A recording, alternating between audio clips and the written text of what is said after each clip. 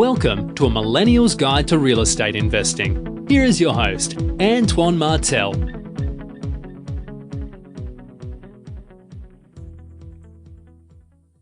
Hello everybody, and welcome back to a Millennial's Guide to Real Estate Investing. I'm your host, Antoine Martel, and this episode is going to be about multifamily versus single-family home rental property. So which property is better to rent out? Which property should you focus on when you're getting into real estate investing? I have a lot of people come up to me and they ask me, should I buy a duplex, a quad? Should I buy single-family homes? Many people and many other mentors out there are saying that single-family homes aren't the way to go. I don't typically agree with those people. I think that single-family homes are a great way for people to begin their real estate investing careers. And with the little amount of money that you have available, you can actually start to acquire these rental properties with very little money down. And they're great options for people with $15,000, $20,000 who want to go and finance their first rental property, buy their first rental property with that little amount of money. They're great options for many people out there. So first of all, I'll just talk a little bit about some of the differences between multifamily and single-family homes that you should keep in mind when you're out there analyzing deals and looking at, okay, this duplex on paper is, netting this amount of money while this single-family home is netting this amount of money each month. So here's just some things to think about when you're looking and comparing duplexes, quads, any other type of multifamily with single-family home rental properties. So the first thing that I would focus on is the lower rental rates. So let's take a single-family home in Memphis, Tennessee. Let's say it rents out for $700, $800 a month. A duplex that may be the same amount of square footage may rent out for $500 or $600 a month.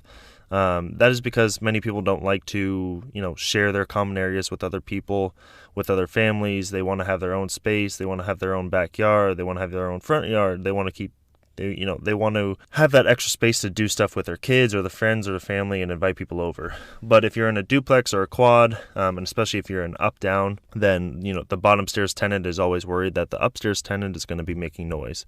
They're going to be banging on the ceiling. They're going to be doing all these types of things that, of course, they don't want. And they're going to be bothered. So therefore, they're just a little bit less in demand due to that noise and those other people living in their building.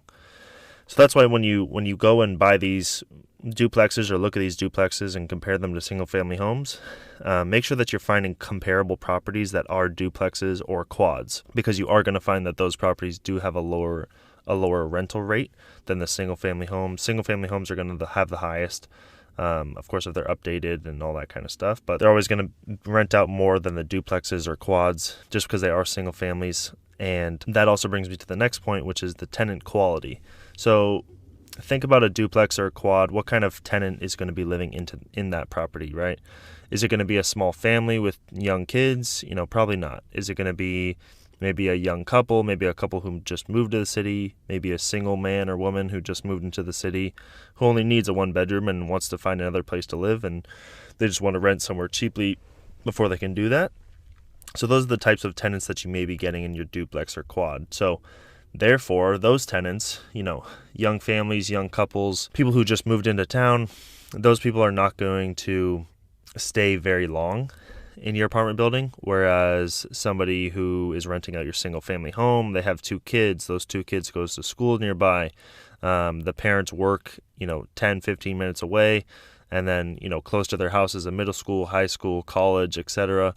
That kid's going to be stuck in the school system and they're going to be there for, 10, 15 years.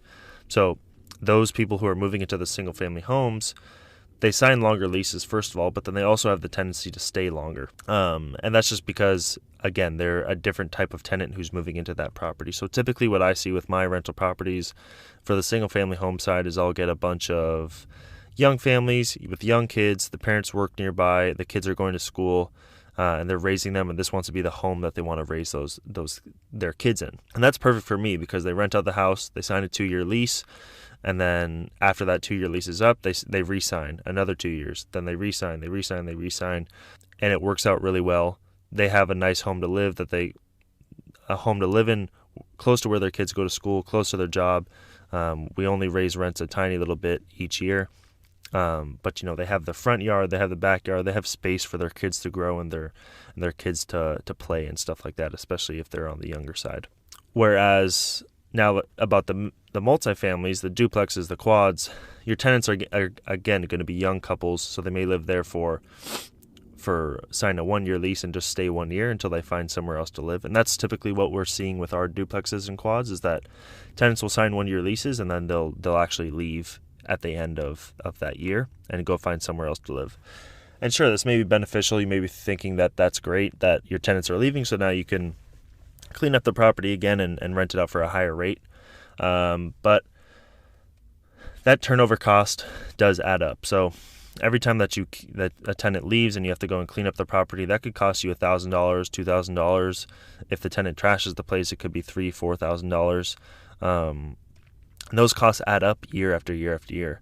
Imagine if you never had that cost for your property, you never had that turnover cost. That's tens of thousands of dollars over the lifetime of that property that you're going to be saving. And just think about all that money going back into equity into your property.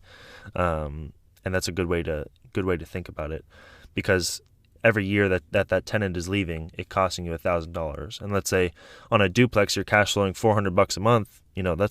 That's 2-3 months of positive cash flow that's out the window just because your tenant left. So it's very important to keep those tenants in there and do whatever it takes to keep those tenants in there. We give incentives. If tenants want to leave, we can maybe cut their rent, make it worth their time. Maybe keep their rent the same if they want to leave because we're increasing rent. I want to do whatever it is to keep those tenants in there, keep them in there long term, because you can completely eliminate that turnover cost, and that's 3 more months of cash flow, positive cash flow each month right in your pocket. So with that too, the single family homes, again, for the vacancy rate are much higher. Vacancy rate are much lower because those tenants do tend to stay longer. So when you're analyzing and underwriting these single family homes, you tend to put a little smaller of a vacancy rate than the duplexes, or at least that's what I do. Because single family homes, I'm signing tenants on 2-year leases and then hoping they renew. So that's 4 years right there. Whereas on the duplex side or quads, tenants will stay 9 months, 12 months, and then they'll leave, and then you have to find another tenant. So there's just a little bit more vacancy that we've been seeing on the duplex and quad side in our markets where we're investing. Just because the tenants are leaving, it takes a couple of weeks to fix up the property or clean it up, and then a couple of weeks to rent it out. So it's about a month of turnover, but that whole month, you're not making any money. And with with a duplex, that's 2 months out of the year, where one tenant is probably going to be vacant, and that's going to add cost and also going to add vacancy expenses as well, since you have to cover all the expenses for the property while the tenant after the tenant has left and while you're cleaning up the property. Something else to think about when you are looking at duplexes or quads is that these properties compared to single-family homes have higher operating expenses. And there's a couple of reasons why. First of all, you can't pass all of the utilities off to the tenants in duplexes or quads. And there are common areas typically in duplexes or quads, for example, the front lawn or the backyard, that need to be kept up, where that's not the tenant's responsibility anymore. That's now the property owner's responsibility. So, for example, there's a duplex in Cleveland. I pay $100 a month to trim the front lawn and trim the bushes. So do some gardening every month in the front lawn. That's $100 a month. That is directly hitting my cash flow, and that's an operating expense that I don't have on the single family home side. Single family home side, all of the utilities are passed off to a tenant, 100%, and the tenant also pays for the lawn care and pays for all of those things that and the gardening and stuff like that to keep the property up to date. I don't have to cover any of those expenses. I pass literally 100% of the expenses for that rental property, single family home, off to the tenant, so they cover those. And many people, when they're underwriting their duplexes or quads, they're kind of copying what they're doing when they're underwriting single family homes, but that's just not the case. You have to add in these little things. And sometimes there are larger common areas that there is electricity and stuff like that lighting up these hallways, or lighting up the little area where people walk into the property, and there's like a little room before they get to their unit. That also takes electricity as well. So that's why you can't pass all of these utilities back onto the tenant. There are things that you have to cover as a property owner when you have duplexes or quads.